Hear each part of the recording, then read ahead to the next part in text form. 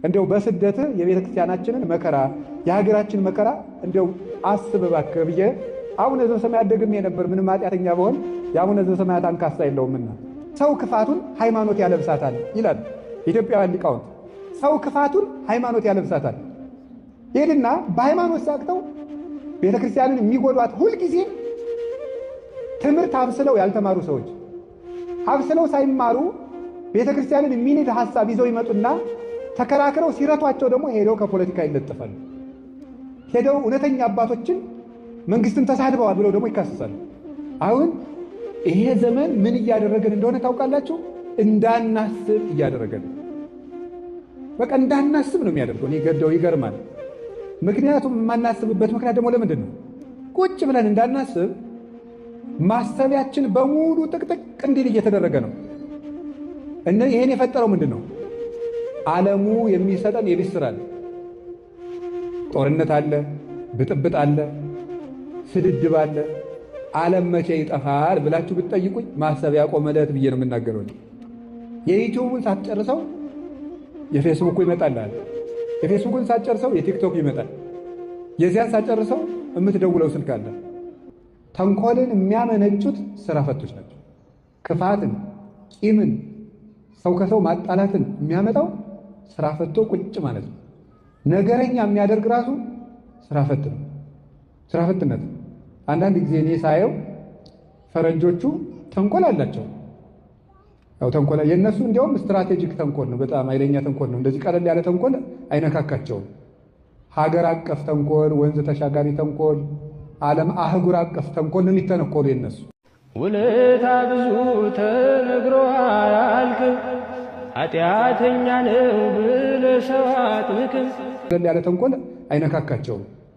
ሀገር አቀፍ ተንኮል፣ ወንዝ ተሻጋሪ ተንኮል፣ ዓለም አህጉር አቀፍ ተንኮል ነው የሚተነኮሉ የነሱ። ኢትዮጵያውያን ግን እንዲሁ በጥቃቅኑ ሁሉ ተንኮለኛ እንደው ባንሆን ጥሩ ነው ብዬ አስባለሁ። ማለት ወግ ሰንጣቂ ሆነናል ልላችሁ ፈልጌ ነው።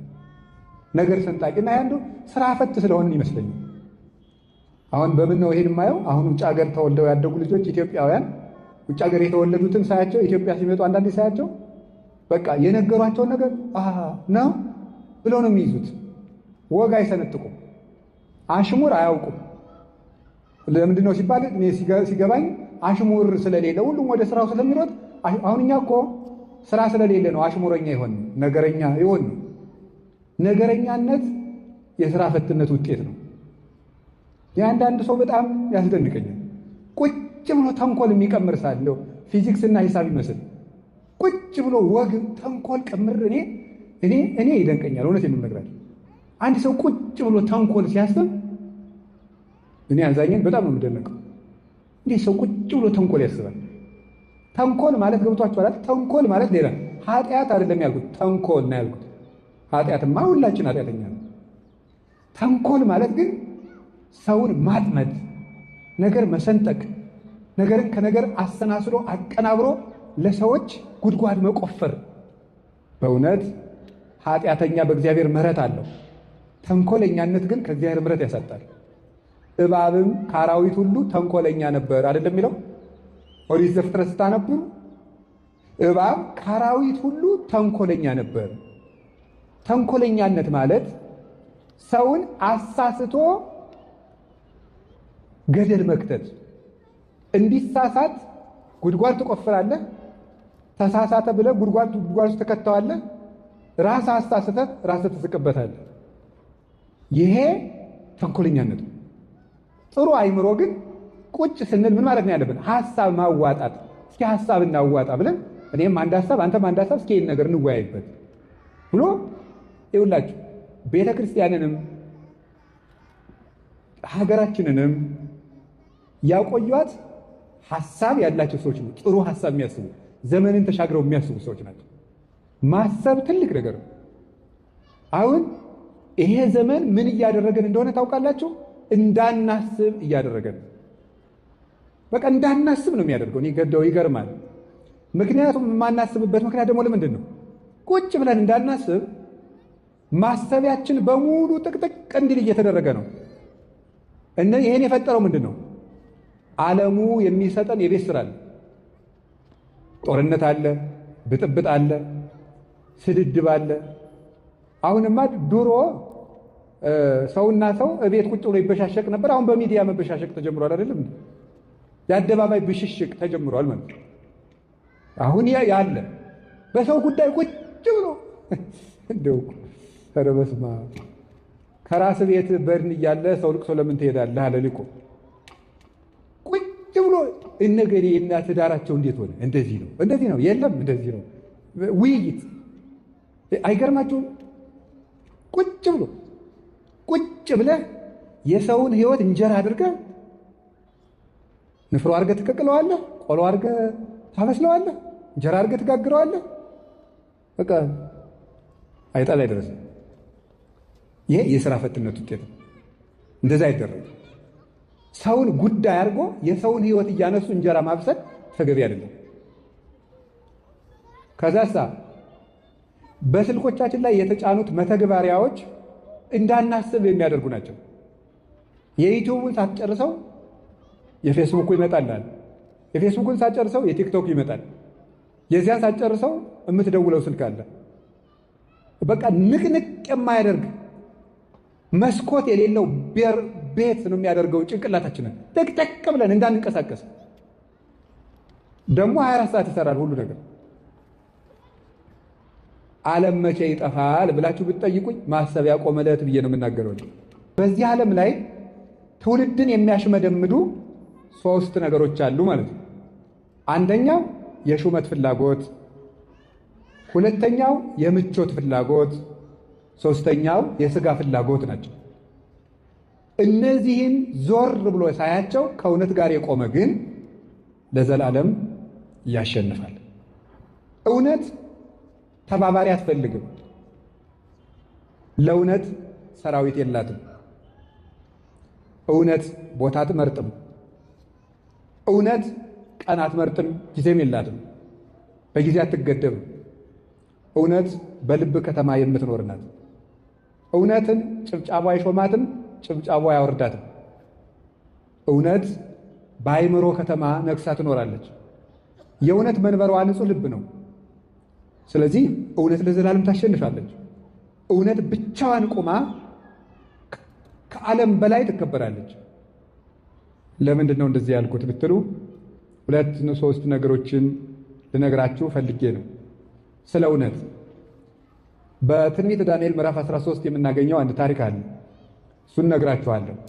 እውነት ብቻዋን ታሸንፋለች። ብቻዋን። ሶስና የምትባል ሴት ታውቃላችሁ። ታሪኩን በደንብ በፍጥነት ለመናገር ልሞክር። እንደ ስብከት አድርጌ አልተርከውም፣ ቶሎ ለመጨረስ ነው የምሞክረው። ሶስና እጅግ የተከበረች ባለትዳር ናት። ይህች ሰው እግዚአብሔርን የምትፈራ ሰው ናት። ከዕለታት በአንድ ቀን በአጸድ ውስጥ ገብታ ስትታጠብ 2 ለገዛ ፍላጎታቸው የሚፈልጓት የአይሁድ መምህራን በቀትር ሰዓት ሂደው ፈቃዳችንን ፈጽሚልን፣ የማትፈጽሚልን ከሆነ በዝሙት አገኘናት፣ ከባሏ ላይ ስታመነዝር አገኘናት ብለን ለእስራኤል እንከስሻለን።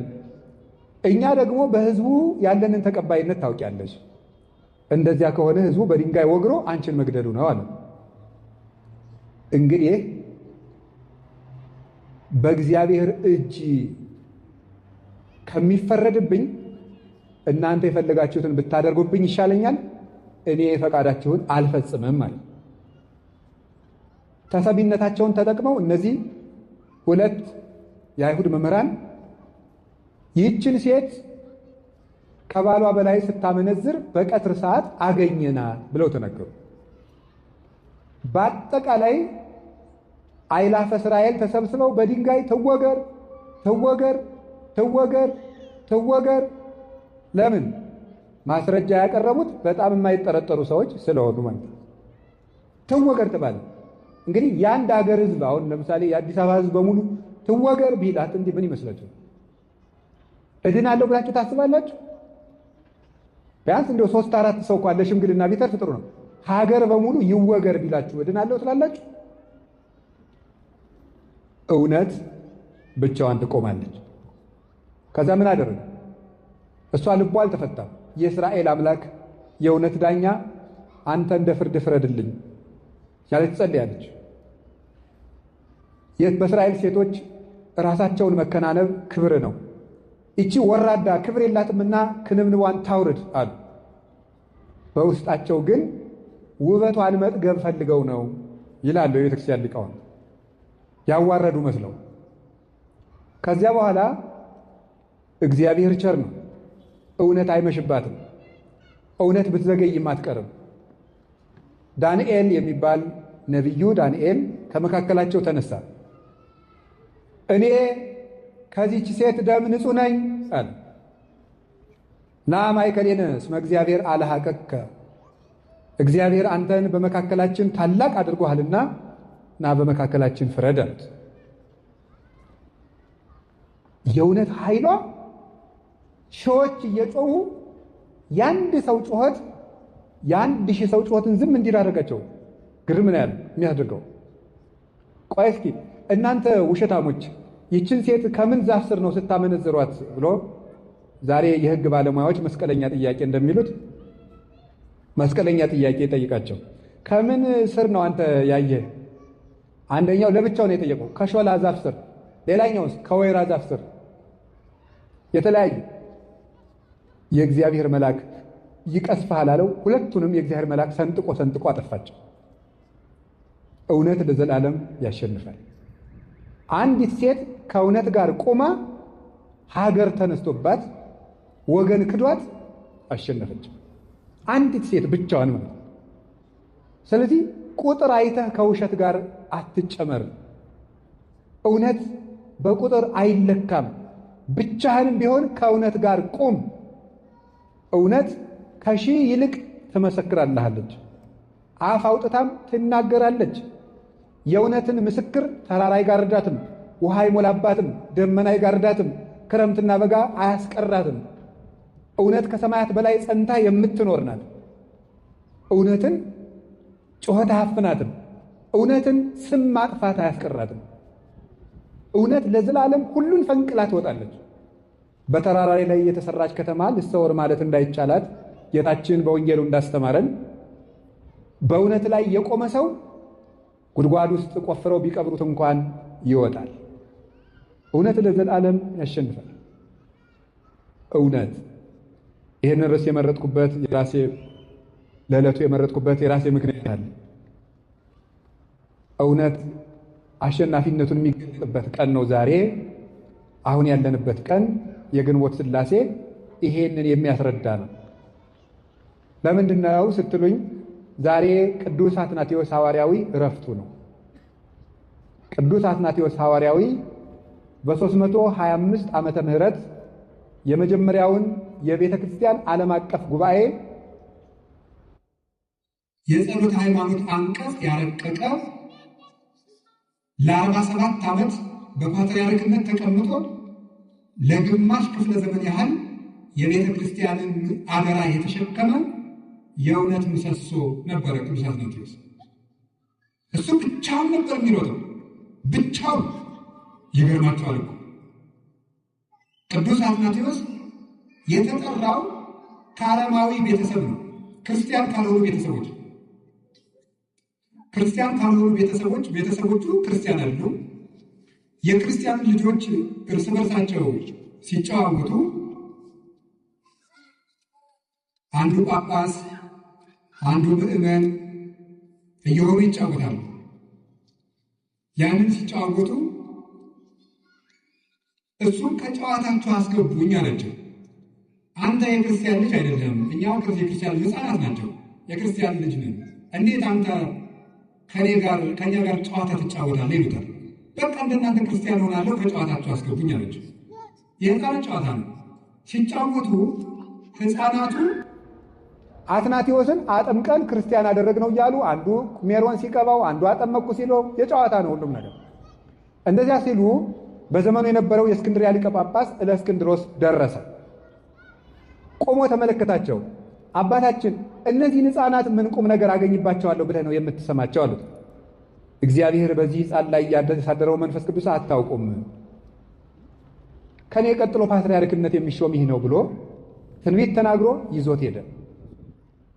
በደንብ እያስተማረ መጻሕፍተ ብሉያትን መጻሕፍተ ሐዲሳትን እያስተማረ ዘመኑ የሚጠይቀውን በግሪኮ ሮማን ኢምፓየር ተስፋፍቶ የነበረውን የግሪክ ፍልስፍና ጥንቅቅ አድርጎ እንዲማር አደረገው። ለምን? እነ አርዮስ የግሪክን ፍልስፍና እየተጠቀሙ በተለይ የአርስቶትልን ፍልስፍና እየተጠቀሙ የክርስቶስን የባህሪ አምላክነት ይክዱ ስለነበረ እሾህን በሾህ እንዲያወጡት ፍልስፍና ተማርኩ ያለን ሰው በፍልስፍናው መንገድ ለመርታት ፍልስፍናን ጥንቅቅ አድርጎ ተምሮ የዘመኑን የግሪክ ቋንቋ የቴዎሎጂ ተርምስ የሚባሉትን መሰረታዊ ቋንቋዎች አውቆ በንጽህና በቅድስና ተሸልሞ በእስክንድሮስ ቤት አደገ። ከሃዲው አርዮስ ኢየሱስ ክርስቶስ ያልነበረበት ዘመን ነበር ወይም አልነበረም። አልቦ አመ ይሃሎ፣ እሱ አልነበረም። ኢየሱስ ክርስቶስ የእግዚአብሔር የመጀመሪያው ፍጡር ነው። ኢየሱስ ክርስቶስ ከአብ ጋር አንድ ባህሪ አይደለም። እንደዚህ አይነት ሶስት ክህደቶችን ይዞ አርዮስ ሲነሳ በኒቅያ ጉባኤ እንዲደረግ በዘመኑ የነበረው ንጉሥ ቆስጠንጢኖስ አዘዘ። ኒቅያ የምትባለው ዛሬ ኢዝኒክ ትባላለች፣ ቱርክ ውስጥ ያለች ከተማ ናት። እዚያ ዓለም አቀፉ ጉባኤ የመጀመሪያው ጉባኤ ተጠራ። 318 በዓለም የነበሩ ሊቃነ ጳጳሳት በሙሉ ሄዱ። የቤተ ክርስቲያን መከፋፈልም አልነበረም። የዚያ ጊዜ ቤተ ክርስቲያን አንዲት ቤተ ክርስቲያን ነው። እዚያ ሲሄዱ ቅዱስ አትናቴዎስ ተገኘ። እነዚህን አርዮስ እነዚህን ክደቶች ሲያቀርብ ኢየሱስ ክርስቶስ ቀዳማዊ አይደለም ባለ ጊዜ ቀዳማዊነቱን ተንትነው አስረዱ። ቀዳሚው ቃል በመጀመሪያ ቃል ነበር የሚለውን ዮሐንስ ወንጌል ምዕራፍ 1 ቁጥር 1 ያለውን መሰረት እያደረጉ ቃል በመጀመሪያ ነበር ስለሚል ከቃል ተለይቶ የሚኖር ልብ የለም፣ ከልብ ተለይቶ የሚኖር ቃል የለም። ወልድም ከአባቱ ተለይቶ አልኖረም። ወልድ የአብ ቃል ነው። ልብ ያለ ቃል እንደማይኖር አብም ያለ ቃል አልኖረም። ስለዚህ ወልድ በአብ ልብነት የነበረ ቀዳማዊ ቃል ነው አሉ። ዕብራውያን ምዕራፍ 1 ቁጥር 3 ያለውን አንስተው ዘውቱ ጸዳለ ስብሐቲሁ ስለ ኢየሱስ ክርስቶስ ሲናገር ቅዱስ ጳውሎስ እሱ የክብሩ ነጸብራቅ ነው። ሃይማኖታችሁን በደንብ ስሙ። እናንተም መማር አለባችሁ። አንዳንድ ጊዜ እግዚአብሔር ያበላል ያጠጣል የሚል ስብከት ብቻ አይደለም መስማት ያለባችሁ፣ መሰረታችሁንም ማወቅ አለባችሁ። ሃይማኖት ሲነገር እንቅልፍ መተኛት፣ እግዚአብሔር ጤና ይሰጣል እንጀራ ያበላል ሲሏችሁ እልል ማለት፣ ይሄ ነውር። በደንብ አድርጋችሁ ማወቅ አለባችሁ ሃይማኖታችሁን። ኢየሱስ ክርስቶስ ቀዳማዊ ቃል ነው። ቃል ነው። ቃል ደግሞ ሥጋ ሆኗል። ቃል ደግሞ እግዚአብሔር ነው። ቃል በልብ እንደሚኖር ወልድ በአብ ኖሯል። ከአብ ተለይቶ የኖረበት ዘመን የለም። የወለዱ አብ እምድኅረ ዘመን፣ አብ ኑሮ የወለደው አይደለም። አልወቱ ጥንት፣ መጀመሪያ አልነበረውም። እሱ ቀዳማዊ ነው። ዕብራውያን ምዕራፍ 1 ቁጥር 3 ላይ እሱ የአብ የክብሩ ነጸብራቅ ነው፣ የአብ የክብሩ ጸዳል ነው፣ የአብ የክብሩ ብርሃን ነው አለ። ይህ ማለት ተመልከቱ፣ ነጸብራቅ ጸዳል የምንለው ከፀሐይ ወጥቶ እኛ ላይ የሚያርፈውን በተለምዶ ጨረር ብለን የምንጠራው ነው። እሱ ነጸብራቅ የፀሐይ ጸዳል ይባላል። ይህ ጸዳል እኛ ላይ መጥቶ ሲያርፍ ከፀሐይ ከክብ አካሏ ተለይቶ አይደለም፣ ተለይቶ የኖረበት ጊዜ የለም። ከክቡ ጋር አብሮ እንዳለ እዚህ እኛም መጥቶ ያሞቃል፣ ያበራል። እንደዚህም ሁሉ ወልድ የአብ ብርሃን ነው፣ የአብ ጸዳል ነው ማለት ጸዳል ወይም ነጸብራቅ ከፀሐይ ክበብ ሳይለይ እንደኖረ ወልድም ከአባቱ ሳይለይ የኖረ ነው። ወልድ ያለዚያ ጸዳል አብ ብቻውን አልነበረም። አብ ማለት አባት ማለት ነው። አባት የአብ ደግሞ አብነቱ ቀድሞ የነበረ ነው። ወልድን ኑሮ ወለደው ካልን ግን አብም አብ የሆነ ኖሮ ነው ማለት ነው። ምክንያቱም ያለ ልጅ አባት የሚባል የለምና። ስለዚህ ክርስቶስ ዓለማት ሳይፈጠሩ በአብ ክብር የነበረ ነው። እሱም ከአባቱ ጋር አንድ ነው። ኩሉ ዘቦላሙ የዚአየ ውእቱ ዮሐንስ ወንጌል ምዕራፍ 16 ቁጥር 15 ላይ ለአባቴ የሆነው ሁሉ የኔ ነው ብሏል። ለአባቴ የሆነው ሁሉ የኔ ነው። ለአባቴ የሆነው ሁሉ የኔ ነው። ያዙ። ለአባቴ የሆነው ሁሉ የኔ ነው ማለት ምንድን ነው? የአብ ቀዳማዊነት የወልድ ቀዳማዊነት ነው። የአብ ሕያውነት የወልድ ሕያውነት ነው። የአብ ሕይወትነት የወልድ ሕይወትነት ነው። የአብ ምሉዕነት የወልድ ምሉዕነት ነው። የአብ ረቂቅነት የወልድ ረቂቅነት ነው። የአብ ሁሉን ቻይነት የወልድ ሁሉን ቻይነት ነው። የአብ ሁሉን አዋቂነት የወልድ ሁሉን አዋቂነት ነው። የአብ አይመረመሬነት የወልድም አይመረመሬነት ነው። አብ እንደማይመረመር ወልድም አይመረመርም። አልቦ ዘየአምሮ ለአብ ዘእንበለ ወልድ ባሕቲቱ ወአልቦ ዘየአምሮ ለወልድ ዘእንበለ አብ ባሕቲቱ። ከአብ በቀር ወልድን የሚያውቀው የለም፣ ከወልድም በቀር አብን የሚያውቀው የለም። የማቴዎስ ወንጌል ምዕራፍ 11 ላይ ሲነገር ከአብ በቀር ወልድን የሚያውቀው የለም፣ ከወልድም በቀር አብን የሚያውቀው የለም። ስለዚህ አብ እንደማይመረመር ወልድ አይመረመርም፣ ወልድ እንደማይመረመር አብ አይመረመርም። ወለዘፈቀደ ሎቱ ወልድ ይከስት ሎቱ፣ ወልድ ለፈቀደው ይገልጥለታል እንጂ። አንደኛ ቆሮንቶስ ምዕራፍ 2 ላይ ቅዱስ ጳውሎስ ደግሞ ሲናገር መኑ ያአምር ሕሊናሁ ለእግዚአብሔር ዘእንበለ መንፈሱ ቅዱስ፣ የእግዚአብሔርን ሕሊናውን ማን መርምሮ ያውቃል የባሕሪ ሕይወቱ ከሚሆን ከመንፈስ ቅዱስ በቀር ብሎ እንደተናገረ መንፈስ ቅዱስ የመንፈስ ቅዱስ ረቂቅነት የአብ የወልድ ነው። የወልድ ረቂቅነት የአብ የመንፈስ ቅዱስ ነው። የአብ ረቂቅነት የወልድና የመንፈስ ቅዱስ ነው። በዚህ ርቀት የኖረ ነው። ወልድ ቀዳማዊ ነው። ከአባቱ ጋር አንድ ነው። በከመ ይሁቦሙ አብ ሕይወተ ለፍቁራኒሁ ከማሁ ወልድኒ ይሁቦሙ ሕይወተ ለፍቁራኒሁ። አብ ለወደዳቸው ሕይወትን እንደሚሰጥ ወልድም እንዲሁ ለወደዳቸው ሕይወትን ይሰጣል። ከመ ያክብርዎ ሰብእ ለወልድ ዘከመ ያከብርዎ ለአብ። ሰዎች ሁሉ አብን ባከበሩበት ክብር ወልድን ያከብሩት ዘንድ አብ ሕይወትን እንደሚሰጥ ወልድም ሕይወትን ይሰጣል። የዮሐንስ ወንጌል ምዕራፍ 5 ላይ ስታነቡት እንዲህ ይላል። ሕይወት እግዚአብሔር ነው። በኦሪት ዘዳግም እንደተናገረ አነ እቀትል ወሐዩ ቀስፍ ይወሳል አልቦ ዘያመስጥ እምኔ፣ እኔ ገርፋለሁ፣ እኔ አቆስላለሁ፣ እኔ ፈውሳለሁ፣ እኔ ገላለሁ፣ እኔ አድናለሁ፣ ከእጄ የሚያመልጥ የለም፣ ማዳንና መግደል የእኔ ስልጣን ነው ይላል የሰራዊት ጌታ እግዚአብሔር። እንዲህ ነው የሚለው። እግዚአብሔር ሕይወት ነው። እግዚአብሔር ሕይወት ነው። ክርስቶስ ደግሞ የዮሐንስ ወንጌል ምዕራፍ 11 ቁጥር 5 ላይ ምን አለ? አነ ውእቱ ትንሣኤ ወሕይወት፣ እኔ ትንሣኤና ሕይወት ነኝ። እግዚአብሔር ቅዱስ ዳዊት እግዚአብሔር ብርሃኔና መድኃኒቴ ነው አለ። እግዚአብሔር ያበርህልኝ ወያድኅነኒ እምንትኑ ያፈራህኒ አለ። እግዚአብሔር ብርሃኔና መድኃኒቴ ነው። መዝሙር 26 ቁጥር 1 ላይ የዮሐንስ ወንጌል ምዕራፍ 8 ቁጥር 12 ላይ አነ ውእቱ ብርሃኑ ዓለም ዘይተለወኒ ይርኤያ ለጽልመት አላ ይረክብ ብርሃነ ሕይወት፣ እኔ የዓለሙ ሁሉ ብርሃን ነኝ፣ እኔን የሚከተለኝ ከቶ ጨለማን አያይም ለዘላለም ሕይወትን ያገኛል እንጂ ብሎ ነው የነገረን ጌታ። ስለዚህ ክርስቶስ ከአባቱ ጋር አንድ ነው። አባ ሰባህኒ በስብሐቲከ ዘሃሎ ምስሌከ እምቅድመ ይትፈጠር ዓለም። አባት ወይ ከአንተ ጋር ዓለም ሳይፈጠር በነበረኝ ክብር ግለጠኝ፣ የኔን ክብር ግለጥ አለ። ወዝንቱ ውእቱ ሕይወት ዘላለም ከማይምሩከ ለከ ለአምላከ ጽድቅ ባሕቲትከ ወለዘፈነውዎ ኢየሱስ ክርስቶስ ወልድከ። የዮሐንስ ወንጌል ምዕራፍ 17 ላይ ሲናገር አባቴ ሆይ የዘላለም ሕይወት ይህች ናት፣ የዘላለም ሕይወት ይህች ናት፣ ብቻህን አምላክ የምትሆን አንተን ያውቁ ዘንድ የላከው ልጅህን ኢየሱስ ክርስቶስን የሚያውቁ ዘንድ ነው። እንግዲህ የዘላለም ሕይወት አብን በማወቅና ወልድን በማወቅ የሚገኝ ከሆነ የዘላለም ሕይወት በአንድ አምላክ ይሰጣል እንጂ በዋና አምላክና በተከታይ አምላክ የሚሰጥ አይደለም። አምላክም አንድ ነው፣ ሕይወት ሰጭም አንድ ነው።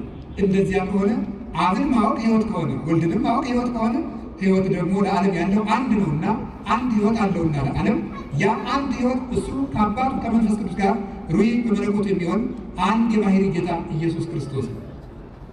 አንደኛ ዮሐንስ ምዕራፍ 5 ቁጥር 20 ላይ እንዲህ ይላል ቅዱስ ዮሐንስ በመልእክቱ ሲናገር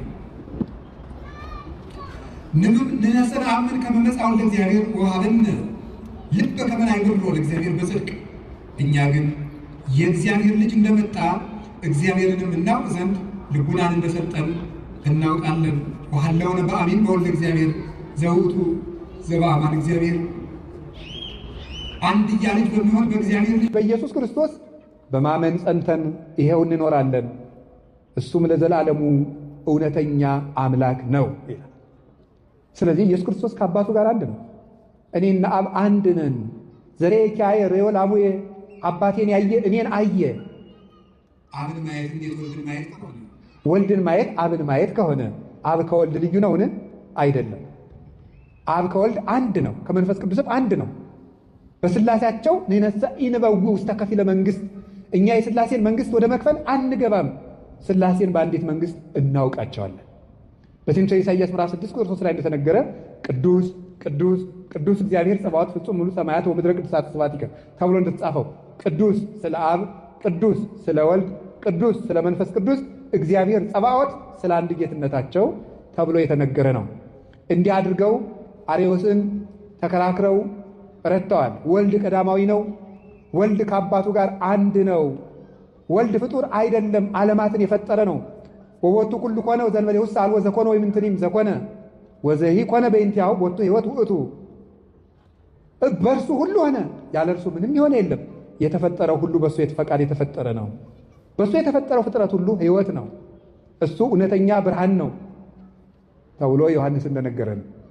ስለዚህ የፍጥረታት ሕይወት ነው ክርስቶስ።